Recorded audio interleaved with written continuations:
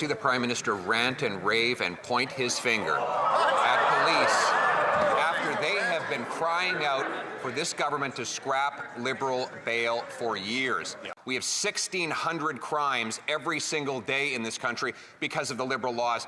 Will he stop screaming, hollering, and jabbing his finger and scrap Liberal bail? Mr. Speaker, this government, which has been in place for 6 months. This guy's garage. Like and subscribe. Oral questions, questions orales, the Honourable Leader of the Opposition. The Honourable Leader of the Opposition. Mr. Speaker, crime victims don't want the Prime Minister's sympathy. They want to know why he's broken his promise. They want to know why Liberal bail remains in place, allowing for the same repeat offenders to offend again and again. The body of a woman was found in the last few days in Saint-Jérôme, Quebec, killed by her partner, who had been arrested 30 times before but released on Liberal bail. Will the Prime Minister finally scrap Liberal bail, or better yet, get out of the way so that we can do the jobs ourselves? The Right Honourable Prime Minister. Mr. Speaker, this government is bringing forward comprehensive bail reform. This comprehensive bail reform is based on extensive consultations with the provinces and territories. It's based on extensive discussions with law enforcement. It is based on evidence. It is not based on cut and paste American bail laws. It's a bail law that works. We are tough on crime and firm on the rights of Canadians.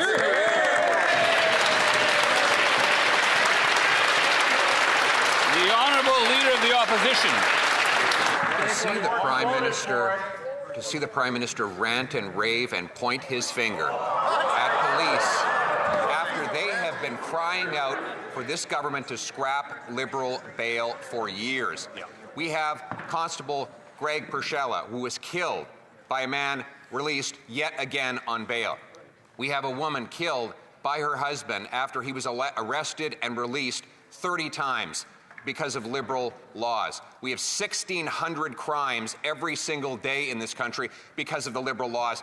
Will he stop screaming, hollering, and jabbing his finger and scrap Liberal bail? The Right Honourable Prime Minister.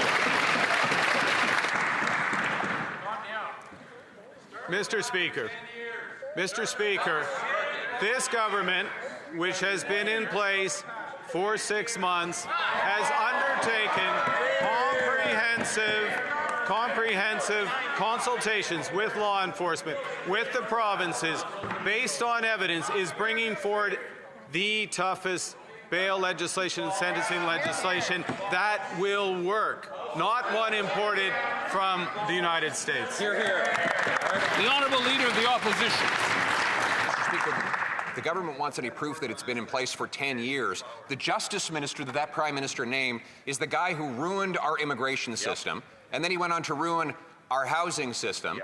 And now, 6 months after this Prime Minister looked Canadians in the eye and promised to scrap Liberal bail, that bail is still in place, and every day, violent repeat offenders are released on our streets, massacring our people. Will the Prime Minister stop making excuses? They've had 10 years. He's had 6 months. Canadians cannot afford to wait anymore. When will he scrap Liberal bail? The Right Honourable Prime Minister. Mr. Speaker, I am heartened by the knowledge that the members opposite will be supporting comprehensive bail reform when it is brought forward in a few weeks before this House. Bail reform that works, bail reform that's tough on crime, bail reform that is consistent with the Charter of Rights and Freedoms. Hear, hear. The Honourable Leader of the Opposition. Speaker, This government's bail laws violate the charter rights of 1,600 people every single day. Their names are victims. They are the people who get hit over the head with baseball bats, who get robbed, who have their children violated in what should be the safety of their own houses. We have a 3-year-old who was raped by a repeat offender out on liberal release. We have a constable shot to death by someone out on liberal release. And now we have a woman murdered by her own partner who was out on liberal release. How many have to die before he gets rid of liberal bail? The Right Honourable Prime Minister.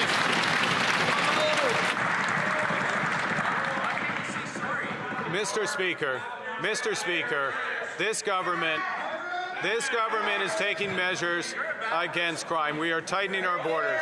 We are reinforcing the number of RCMP. We are introducing in the next few weeks the most comprehensive bail reforms and toughening of sentencing laws. Bail reform that will work. Bail reform that will work, not bail reform that is copied from our neighbor to the south. The Honourable Leader of the Opposition. They already brought in a bail reform. That is the bail reform that allows the same offenders to be released 150 times a year. His Justice Minister voted to allow repeat offenders, violent sex offenders, to do their sentences in their living room. That is their policy. We have a bill before the House today that we could pass through all stages right now if the Prime Minister didn't care about who got the credit. Will he put aside partisanship and grandstanding and join with us to scrap liberal bail, save lives for Canadians, or will he just get out of the way? The Right Honourable Prime Minister. Mr. Speaker, the Charter of Rights and Freedoms won't just get out of the way the member opposite wishes. Hear, hear. What this country needs, what those victims deserve, what all Canadians deserve is bail reform and sentencing laws that work. That is what this government is bringing forward. We invite the members opposite. We share the same objectives. We invite the members opposite to join us in swift passage of the government's bail reform. Hear, hear. In 2017, Gulfam Hussain, a Pakistani national, was convicted of in the United Kingdom for, quote, adult sexual activity with a female family member aged 13 to 17, offender over 18, penetration. Said differently, Hussain had incestuous sex with his underage niece, and he was placed on the UK's sex offender registry. Yet in 2023, the Liberals granted Hussain a visa to enter Canada. Can the Liberals explain why they allowed a publicly listed incestuous child sex abuser into Canada? The Honourable Minister of Immigration, Refugees and Citizenship. Thank you very much, Mr. Speaker. Canadians' trust in their immigration system is paramount. That's why we're constantly working to improve immigration security screening processes, particularly in responses to new challenges and pressures. We have built Border Bill C2, and I invite my colleagues to help us pass that bill that will further strengthen our immigration system. The Honourable Member for Calgary-Nose Hill. It seemed the Liberals couldn't do a simple Google search on an incestuous child sex abuser. Nonetheless, the person who let this person into Canada is now, thanks to the Prime Minister, our Justice Minister.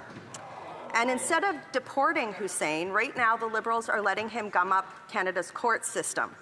This is truly disgusting, and it's antithetical to what it means to be Canadian. And the person who allowed this incestuous child sex abuser should be fired. So why did the Prime Minister promote the Immigration Minister who allowed an incestuous child sex abuser into Canada to Minister of Justice? The Honourable Minister of Public Safety. Mr. Speaker, Canada has a robust system of determining who's admissible and who's not admissible to Canada, Mr. Speaker. I would like to just confirm that the Canada Border Service Agency is working to remove the largest number of people in Canadian history, Mr. Speaker. Over 20,000 people targeted to be removed who are inadmissible to Canada, and we're doing it as we speak, Mr. Speaker. We'll continue to work with law enforcement, we'll continue to work with CBSA to ensure our borders are safe, and those who are undesirable in Canada will not be permitted to come here. The honourable member for Oxford. Mr. Speaker, Liberal bail laws have unleashed crime and chaos on our streets. Their law, C-75, releases repeat violent offenders at the earliest opportunity on the least restrictive conditions. The Prime Minister promised to repeal these dangerous Liberal bail laws, but 6 months in, it's the same bait and switch, and the laws remain in place. And now, more than half of Canadians don't feel safe in their own homes. So the question is simple. Will the Prime Minister scrap Liberal bail or get out of the way so Conservatives can? Secretary of State for Combating Crime. Mr. Speaker, while the Conservatives shout empty slogans, we've done comprehensive consultations all summer so that we can get it right. The bail legislation that is going to be presented shortly in this House brings bail reform, harsher sentences, addresses victims of intimate partner violence. Mr. Speaker, the legislation that we're bringing forward is a complete, comprehensive package, and I hope the Conservatives will be able to support it. That's right. Honourable member for Oxford. Mr. Speaker, the Liberals are telling Canadians to be patient, that someday they might act. Tell that to the families of Bailey McCourt and countless others who have lost their loved ones. Under their watch, violent crime is up, extortion is up, homicides are up, sexual assaults are up, and every single day that goes by with these Liberals delaying, 1,600 more violent crimes happen in our streets. That's 1 per minute. Lives are being lost. Families are being destroyed. So the question, again, simple question. Will the Liberals scrap Liberal bail, support the Jail Not Bail Act, or get out of the way so Conservatives can clean up their mess? The Honourable Secretary of State for Combating Crime. Mr. Speaker, community safety has been our top priority. That's why our first pieces of legislation have all addressed this area. Mr. Speaker, one of the most rising types of crime in our country is cyber attacks against our children. Sextortion is rising in this country more than almost anything else. C2 addresses that issue. It gives tools to the police to be able to catch these predators, these child predators that are walking, roaming free in our country. I hope the Conservatives will support C2. Hear, hear. Honourable member for Brantford, Brant South, Six Nations. Liberal laws have unleashed crime and chaos on our street, and it's no wonder their Bill C-75 requires courts to release violent repeat offenders at the earliest opportunity on the least restrictive conditions. The results are devastating, and Markham Malone, a criminal out on bail for attempt murder, shot a man in a home invasion. These Liberals promise bail reform, but just another bait and switch. If he's serious, will the Prime Minister scrap Liberal bail or get out of the way and let Conservatives finally do it? Here, here. The Honourable Minister of Public Safety. Mr. Speaker, since taking office on April the 28th, this new government has been working on bail reform, Mr. Speaker. We've been consulting with law enforcement across the country, Mr. Speaker. We've been speaking to mayors, we've been speaking to provincial leaders, Mr. Speaker. We will continue to consult and we will continue to bring forward the most comprehensive bail reform this country has ever seen. The Honourable Member for Brantford, Brant South, Six Nations. It's been a long 6 months since this Prime Minister promised bail reform, and nothing has happened. Instead, these Liberals are obstructing the Conservative Jail Not Bail Act from passing, keeping soft on crime, catch and release laws on the books. Since the Liberals took office, violent crime up 55%, sex assaults up 76%, and gun crime soared a staggering 130%. Enough is enough. When will these Liberals finally protect Canadians, stop Liberal bail, and back the Conservative Jail Not Bail Act? The Honourable Minister of Public Safety. Mr. Speaker, we will be bringing forward bail reform in very short order, Mr. Speaker. But let me take this opportunity to talk about other legislation that's in the House that the party opposite could pass today. That is Bill C2, Mr. Speaker, which gives law enforcement additional tools to do their job more effectively, to make sure that guns do not come in through our border, Mr. Speaker. That's the type of commitment that we have on this side of the House, and we invite the party opposite to support us. Member for Parkland. Mr. Speaker, the Liberals unleash crime and chaos on our streets. Under Bill C-75, courts are compelled to release criminals early and under the least restrictive conditions. A woman on house arrest for breaking into a home with a weapon went to our local beach, kidnapped a 5-year-old girl, and was found in a canoe holding the girl under the water. She's been charged with manslaughter. This dangerous person should never have been allowed to walk freely on our street. The Prime Minister promised action, and for 6 months he's failed. When will these Liberals scrap their criminal experiments, or will they let Conservatives fix it for them? Hear, hear. The Honourable Government House Leader. Mr. Speaker, if we wish to discuss criminal experiments, let's talk about the 10-year tattered legacy of the Harper government, which saw every single one, every single piece of its criminal injustice.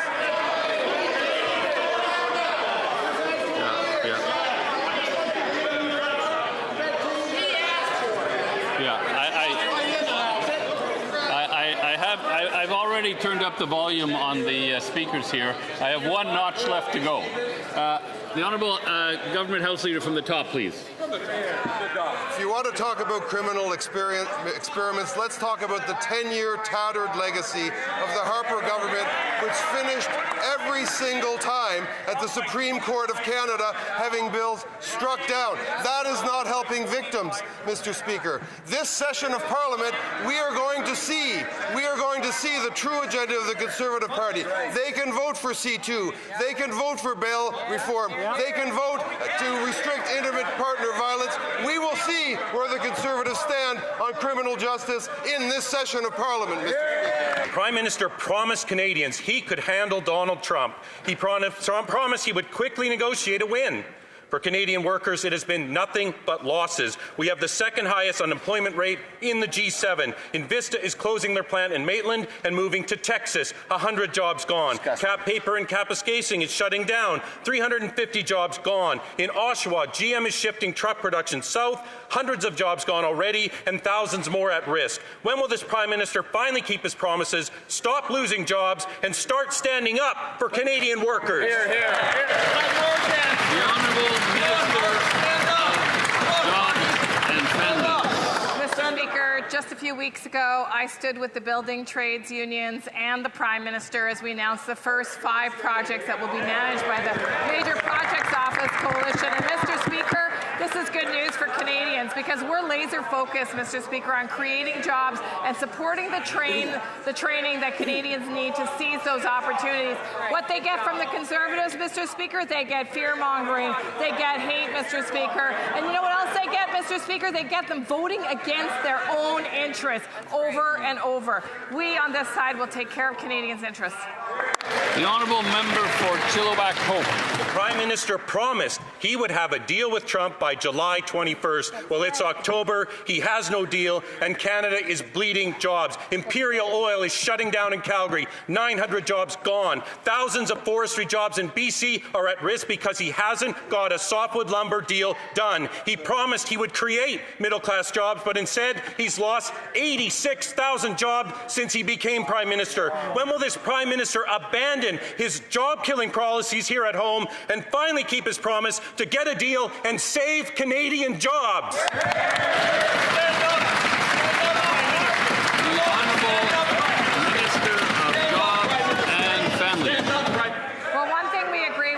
With the members of the opposition, Mr. Speaker, is that it is time for all hands on deck. And that's what this Prime Minister has been saying ever since the election and before. This is a time for Canadians to pull together. In fact, the provinces and territories recognize that. They're investing in Canadian workers. They're investing in training. They're investing in major projects. You know who's standing against Canadians, Mr. Speaker? Only one group, and that's the Conservative Party of Canada. The Honourable Member for Oshawa.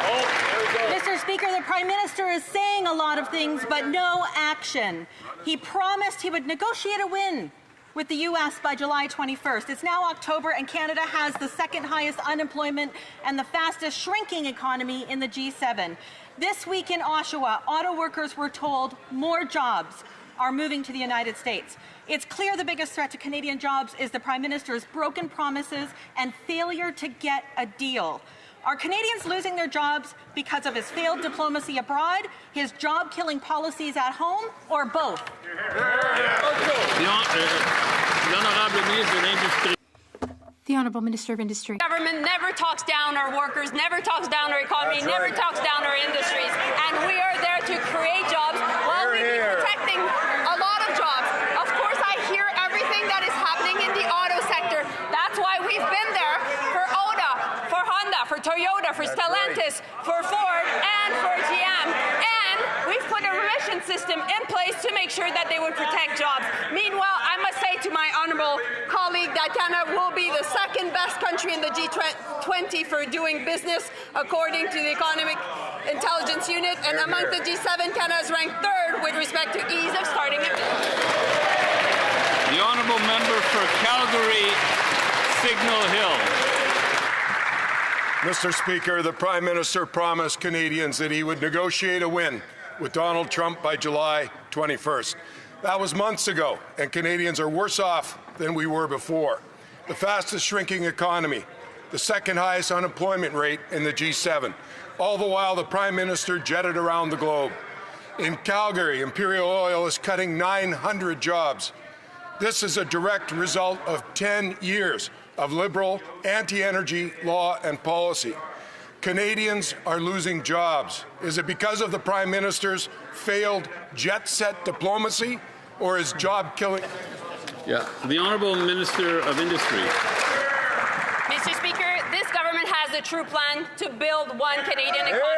And when it comes to building one economy, we've made sure that we would have important national major projects.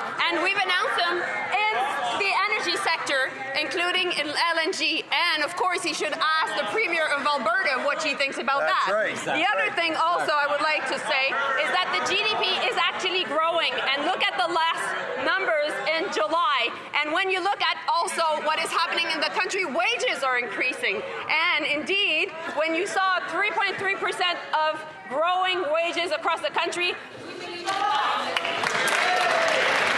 The Honourable Member for Oakville West.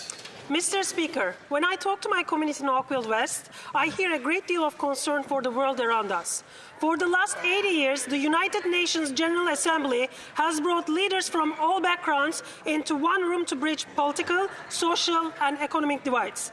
Our Minister of Foreign Affairs was there this past week and reaffirmed Canada's commitment to a more peaceful and prosperous world. Can the Minister share with this House how Canada is confronting the challenges our world is facing? The Honourable Minister of Foreign Affairs.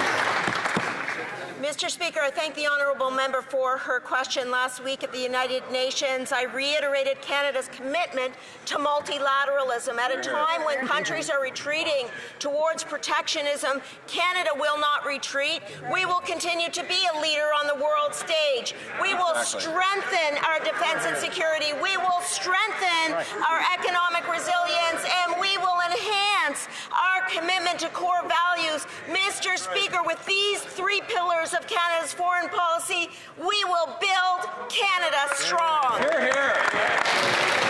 The Honourable Member for Battleford, Lloydminster, Meadow Lake. Mr. Speaker, every dollar this Prime Minister spends comes out of the pockets of Canadians. Liberal inflationary spending, the carbon tax, fuel standards, and the plastics ban are all hidden taxes driving up the cost of groceries. Moms and dads are struggling to feed their kids, and food banks are seeing record usage. Still, these Liberals voted against our motion to axe all taxes on food. Nutritious food should not be a luxury, Mr. Speaker. When will the Liberals finally stop taxing food? The Honourable Minister of Jobs and Families. Well, Mr. Speaker, that member opposite maybe hasn't done her own grocery shopping for a while because there is a GST tax on food. I will say this, Mr. Speaker. Excuse me. Yeah. I mean, I know members want question period to finish as close to 3 o'clock as possible. But if we keep having interruptions, that won't be possible. The Honourable Minister of Jobs and Families from the top, please. Well, Mr. Speaker, I'll rephrase it in a way that doesn't insult my member in the way that she feels so insulted. But I will say this, people who are grocery shoppers know that there isn't GST on food in this country. And so it's misleading for the member opposite to pose a question like that in a way that could confuse Canadians. What I can say, Mr. Speaker, is that we have cut taxes for 22 million Canadians. I know that this bill is seeking the approval of this House, and I hope they're not going to vote against the support that Canadians need at this time. Thank you very much, Mr. Speaker. The honourable member for Kitchener Centre. Mr. Speaker, just yesterday, the Liberals voted against our motion to lower hidden food taxes on Canadians. They voted to keep taxing food with their industrial carbon tax on fertilizer and farm equipment and inflation tax from increasing money spending. These Liberal policies mean families are paying more at the grocery store. Pork is up 37.2% just in March alone. When will the Liberal government finally stop their hidden grocery taxes and provide real relief to Canadians? The Honourable Minister of Industry. Let's just debate on facts. And this is what the House of Commons is about. It is about the fact that, indeed, there is no GST on food at the grocery store. But that being said, we also cut taxes for the middle class on 22 million people across the country. We cut also tax for first-time home buyers across the country. And we cut the carbon tax. So we know that things are sometimes difficult across the country. We will be there for people. That's why we have a strong social safety net. That's why we've done a lot when it comes to dental care, pharmacare, and we'll continue to enhance that social safety net.